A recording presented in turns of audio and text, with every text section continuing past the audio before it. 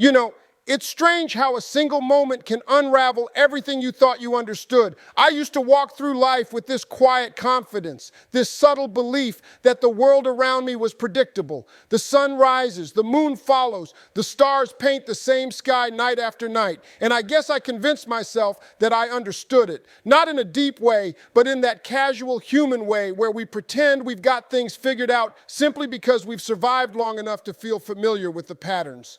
Science explained the how, and I figured that was enough. Faith, to me, back then was poetry. Soft, emotional, comforting, but not factual. Not something that could stand in the same room as telescopes and equations and textbooks. But life has a way of humbling you in whispers. Not through earthquakes or burning bushes or dramatic awakenings. No, it's usually just a moment, a quiet moment where something small becomes something huge, and you don't even know how to breathe for a second. My moment started with a verse, just a verse, a single line from the Quran that I stumbled upon without any big plan or expectation. I remember sitting there, reading it once, then twice, and then again, slower. Each time, it felt like the universe itself leaned in closer, as if it wanted to see what I'd do with this sudden crack in my certainty. I didn't expect the feeling that washed over me. I didn't expect the confusion or the curiosity or the weight of the question that suddenly rose inside me like a tide. It wasn't a gentle question. It wasn't meant to be. It felt like something thundered inside my chest, asking, what if you've misunderstood faith your whole life? And I sat with that question, uncomfortable, unsteady, like I'd been walking on stone and suddenly realized it was thin ice. See, I had put science and scripture on opposite ends of a battlefield in my mind. One was truth, the other was tradition. One was evidence, the other emotion. But that verse, those words, cracked open a door I didn't know existed, a door into questions I'd never dared ask. Questions like, what if truth doesn't fear investigation? What if the author of the universe isn't limited to the tools we use to study it? And so I kept reading because something in me needed to know more. I needed to understand why these verses felt like they were speaking with a confidence that didn't belong to guesswork. The first one that gripped me described the heavens and the earth as once being joined together before being split apart. And I paused because I'd heard scientists describe the Big Bang in almost the same language, the universe starting as a single entity before exploding into stars and galaxies and space itself. But these words I was reading, they were written long before anyone had a telescope, long before physics, long before equations could map the sky. Then came another verse, calling the sky a protected ceiling. And suddenly I'm thinking about the atmosphere, this invisible shield that blocks radiation, burns up meteors, filters sunlight, protects life. How could someone speak of it as a barrier, a protection, centuries before anyone knew what space even was? And then the verse that struck me like a punch, that the universe is expanding, not static, not frozen in place, expanding. Something humanity only discovered recently after countless nights staring into deep space with instruments more advanced than anything ancient civilizations could imagine. Yet here it was, written with calm certainty, like the one speaking didn't need a telescope because he built the universe himself. And I'll be honest with you, it humbled me. It made me feel small, but not in a belittling way. Small in the way you feel when you stand at the edge of the ocean at night, when the horizon disappears and you realize how vast creation is. Small in the way that frees you from thinking you're the center of it all. I sat there staring at those verses, realizing that I had brushed off an entire world of truth simply because I thought I didn't need it. I thought understanding the mechanics of life meant I understood the meaning of it. But in that moment, reading words that seemed to echo discoveries no human could have predicted at that time, I felt the ground shift beneath me. Not because I was ready to believe everything, and not because I suddenly had all the answers, but because the possibility that I had been wrong felt real for the first time.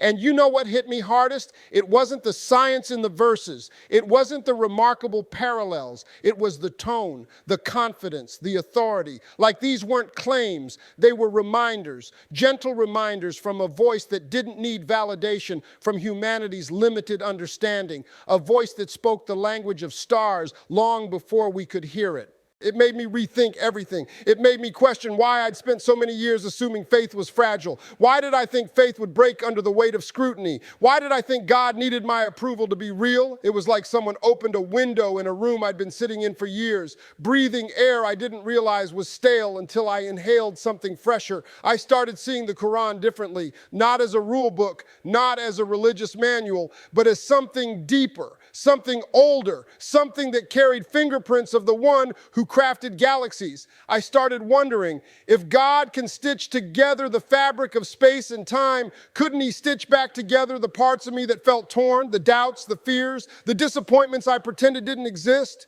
And then another thought crept in, quiet but powerful.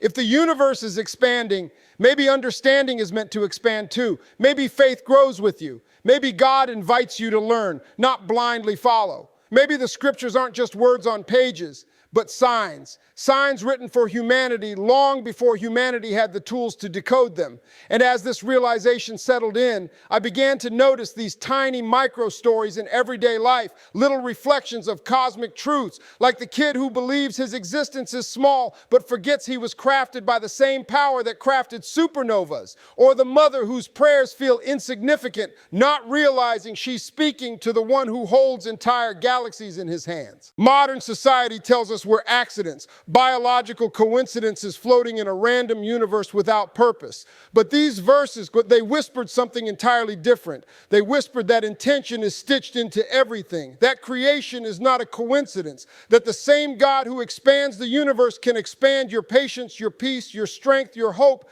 And isn't that the thing we're all searching for? Purpose, reassurance, a feeling that we matter, a feeling that life isn't just random chaos, a feeling that even in our darkest moments, there is someone who sees us, knows us, guides us. As I kept reading, I felt myself softening, slowing down, breathing in a way I hadn't breathed in years. I started noticing the sky more, the stars, the silence. I started sensing the presence behind it all, not loud, not forceful, but steady, constant, gentle. Maybe God doesn't shout. Maybe he whispers through the universe he created, through the expansion of space, through the protection of the atmosphere, through the precision of natural laws that never break, through words preserved for centuries, waiting for the day you were ready to see them. And I think this was my day, my moment, my quiet awakening. I'm not here claiming I have all the answers now. I'm not here saying I've reached some final truth. I'm just being honest. I feel invited to question, invited to learn, invited to seek peace in places I never looked before, invited to see faith not as superstition, but as a companion to knowledge, never its enemy. When a book describes the universe with the certainty of the one who built it, you don't argue, you don't fight it, you just listen. You feel your shoulders drop, you feel your heart open a little. You see your place in the world in a different way. And maybe, just maybe, the universe isn't expanding away from us. Maybe it's expanding toward us, toward our understanding, toward our humility, toward our acceptance that truth is bigger than anything humanity could ever contain. And that thought, that simple, profound thought, leaves me in silence.